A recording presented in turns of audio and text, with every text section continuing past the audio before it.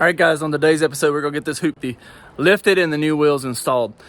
But right now, what I need to do is make sure you smash that like button and leave a comment below so that we can get this algorithm working in our favor. Now, let's get to this video.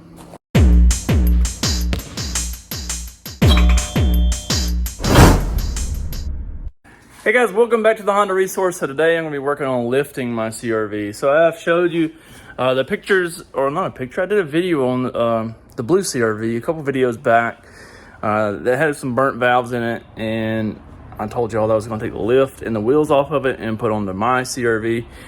So that's kind of where I'm at right now. All right, so I think I had mentioned on this one that this CRV did not come with the lift or the wheels. We took all that stuff off and put on another CRV because you see this one is a front wheel drive version, so you know it's kind of pointless to have it lifted and tires on it and stuff. But I put the stuff off of this one onto another one, like this wheels and the stock wheels and stock suspension, put them onto another CRV and sold it, and kept the wheels and suspension. So you can see I got the front shocks over there, and then there's the rear shocks. And so I've got all that stuff off, and now I'm gonna pull my CRV over here, and we're gonna work on getting all those stock parts off of that and putting onto this, and then we'll put this stuff back onto that one. And I'm trying to reach out to a couple companies about potentially sponsoring some products for it. So if any of you guys are watching these videos and you have a CRV product that you'd like to be featured on the channel, let me know. You can shoot me an email, philip@thehondaresource.com, or yeah, I guess that's be probably the easiest form of contact, or you can message me like on the Honda Resource Facebook or the Honda Resource on Instagram, and maybe we can get something going. Because I would like to feature some of the companies that make products for CRVs. There's several of them out there, but you know, they don't have a ton of exposure. So a good bit of my content is geared towards CRVs, and a majority of my views come from CRV content. So again, if you would like your product featured here on the channel, just send me an email or message on Facebook or Instagram, and we'll get you on here. All right, and I had several people ask me about these tires. They are some mud terrain. They're crosswind mud terrain. They're 215 75 15. Like I said, those are coming off of here, and we're going to go back with these Goodyear all-terrains. These are the trail runners, and they're 235 75 15. I'm not sure on the wheel specs. They do have some more offset than the stock ones, so it gives a little bit of poke. Kind of like it. But right now what we're going to do is, like I said, this thing has stock suspension on it, so we're just going to run a tape measure and see how much of a lift we get after we install the wheels and suspension. So it looks like right now we're sitting at about 29.25 inches to the trim there, maybe 29.5, somewhere in there. We'll call it 29.5 and be generous. All right. And on the front, let's get her about center of the wheel. All right, we're gonna go with about 29. So that's what we're looking at. Got 29 on the front, 29.5 in the rear. So let's see what it measures when we're done. Okay, and this is one of those situations where I really wish I had that second lift over here instead of all this junk. First world problems, all right? So anyways, we're gonna start with the front. So I've just jacked it up literally right on the transmission. You got a jack stand under it on each side behind the wheel. You gotta see them over there. Got both the wheels up off the ground though, so I'm gonna get the wheels off, suspension off, and start putting the new stuff on.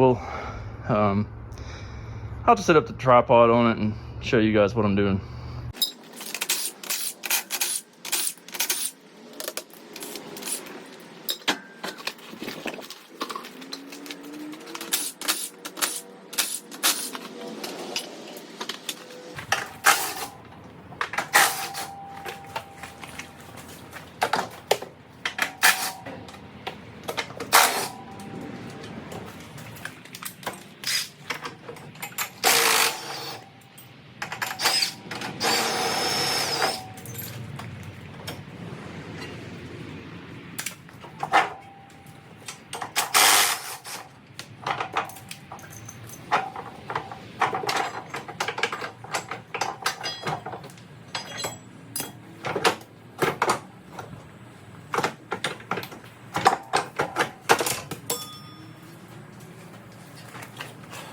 Okay, so now I've got that shock out. I got to go ahead and get the ABS line loose and get the upper control arm off, because that's the only way you can do it with the lift. You can't just put it in and out like stock suspension, because there's just not enough room.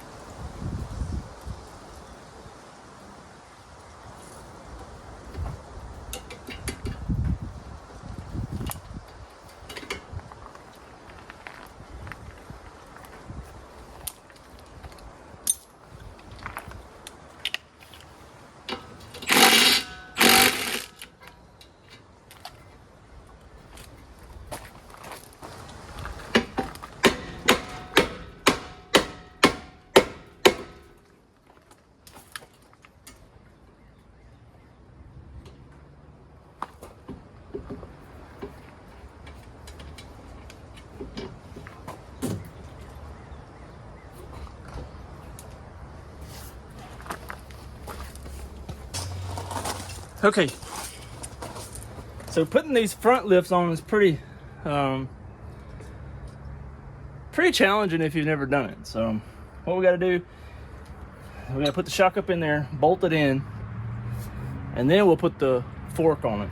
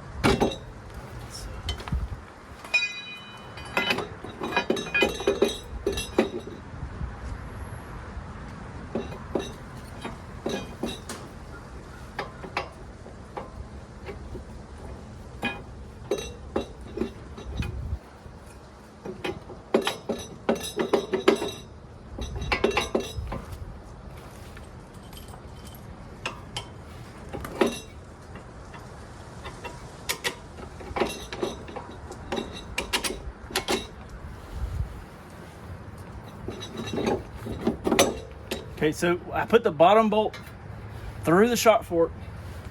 I pulled the shock out and got it started kind of in there. So now you gotta take your foot and kick it. It's crazy.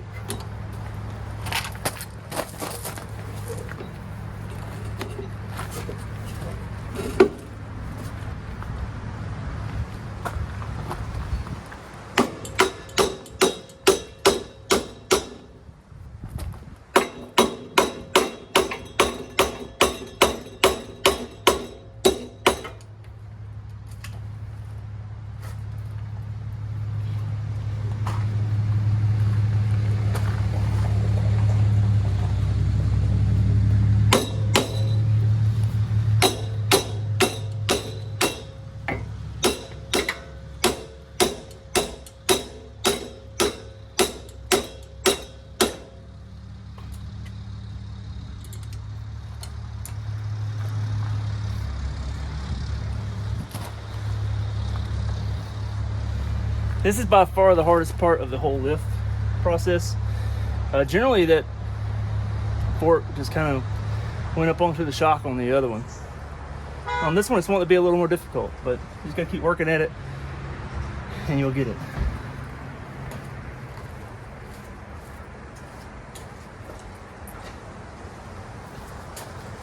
I think where I messed up is you have to do both sides kind of at the same time. So I've still got the stock one bolted on to the driver's side. So let me unbolt that and see where we're at.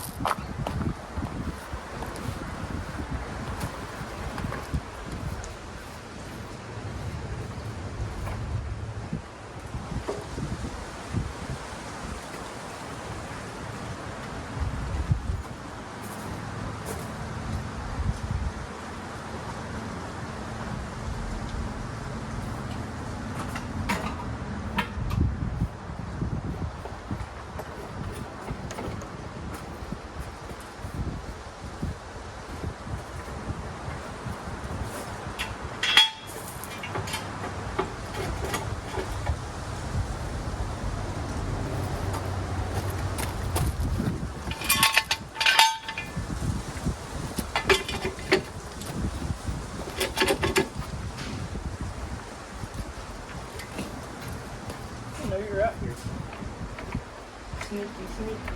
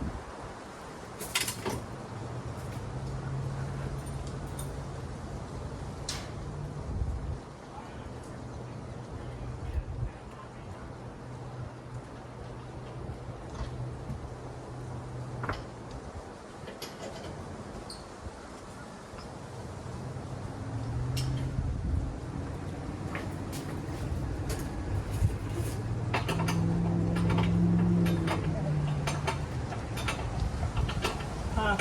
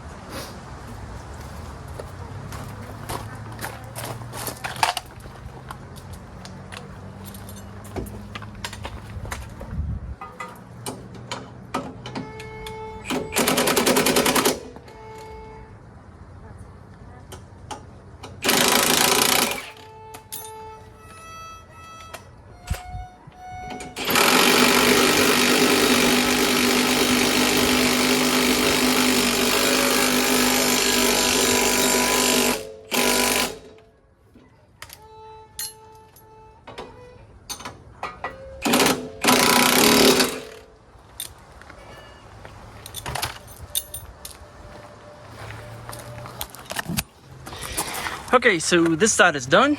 I got the bolt back in here. Got the bolt in the bottom there.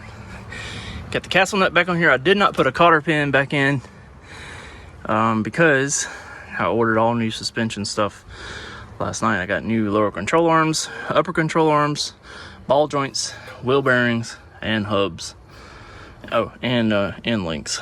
So I ordered all that stuff last night, and I'm sure it'll be in next week. I ordered all through Rock Auto, and we'll be making a video on this stuff later, so I'm just not going to bother with putting a cotter pin back in there just because I'd had to pull it right back out.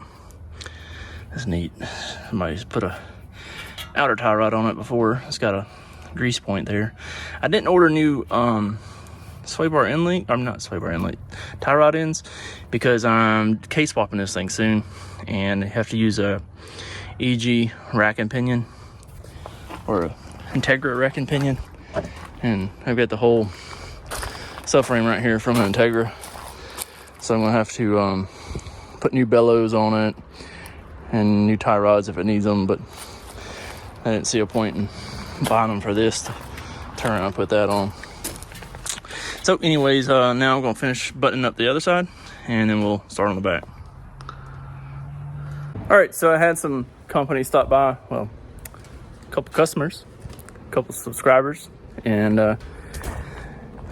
got talking and quit filming, but I did finish putting the back lift on, and it looks pretty good. Check it out. So got the front on and the rear on. Now the rear, I still have to put some trailing arm spacers on, and that'll center this wheel up a little bit, and I think they said it would also put a little more lift by doing those trailing arm spacers. I'm also going to do the camber arms and the toe link up front, just to try to get all the angles right and everything, and these bushings and this camber arm are shot anyway, so we're going to get all that swapped out eventually as well. Probably put some spherical bearings in for the trailing arm bushing rather than having the actual bushing in there. All right, well, let's see how much it lifted it.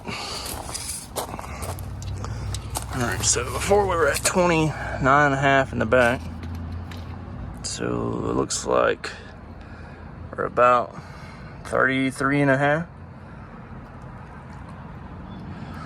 So I guess that gives us about 4 inches in the back or something between the tires and the suspension. And then on the front, we're at about 34. Just got it right here on the ground. And we got about 34. So I was at 29 in the front before. So that's about 5 inches in the front and 4 in the back. So it's pretty awesome. Pretty awesome. It gives it a whole different stance.